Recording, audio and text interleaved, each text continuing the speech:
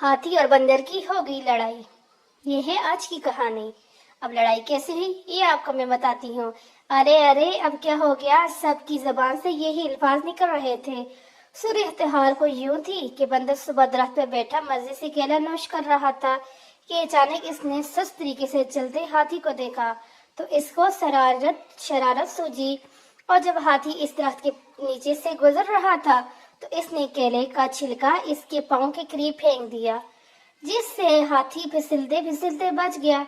और जब ऊपर बंदर को देखा तो गुस्से से सूंड लहराई और जोर से दरख्त पर मारी। बंदर की जरूरत न पड़ी कि दूसरे दरख्त पर छलांग लगा सके। और दूसरा मसला ये कि दरख्त कुछ फासले पर था और जब हाथी ने अपने पांव से जमीन को झटका दिया तो शरारती बंदर को जान के लाले पड़ गए। इसको लग रहा था कि हाथी दरख्त उखाड़ कर अपने पांव से मसल देगा इसको।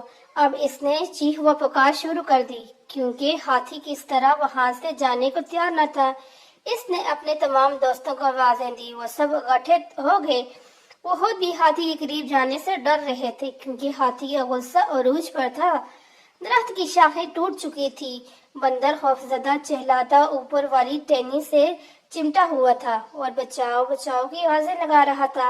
आज तो जंगल का बादशाह शेर भी दूसरे जंगल की सैर के लिए गया हुआ था।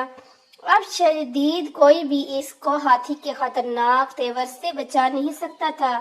हाथी दरअसल बंदर को इसकी शरारतों और फजूल हरकतों का आज मजा सिखाना चाहता था। लोमड़ी के जहन में अचानक इस मसले का हल आया। वो फौरन सब जानवरों के पास गई और बताया कि इस सूरत-ए-हाल पर कैसे काबू पाया जा सकता है और बंदर की जान खलासी करवाई जा सकती है। अगर बालू जाकर इससे के बात करे तो वो जरूर इसको बात मान जाएगा क्योंकि वो अच्छे दोस्त हैं और उम्मीद है कि हाथी इसकी बात नहीं टालेगा। सब इसकी बात पर मुत्तफिका हुए और बालू से कहा कि इस मौके पर बंदर की मदद करे और इसको हाथी से माफी दिलवा दे। बालू सर हिलाता दरख्त की तरफ बढ़ा जिसकी सिर्फ एक दो शाखें ही रह गई थी और बंदर को अपनी मौत सामने नजर आ रही थी।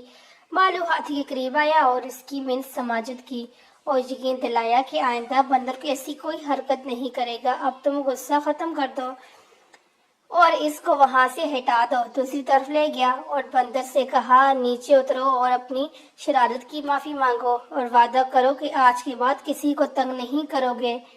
वो डरते डरते पुलिस सांस के साथ नीचे उतरा और बालू के पीछे जा छुपा और हाथी से कबकबाती आवाज से माफी मांगी तो हाथ देने वाले फौरी ही से माफ कर दिया। इस तरह बंदर की जान बच गई। चालाक लोमड़ी की मशवरे पे अमल करते हुए और उसके बाद बंदर ने अपनी शरारतें बंद कर दी।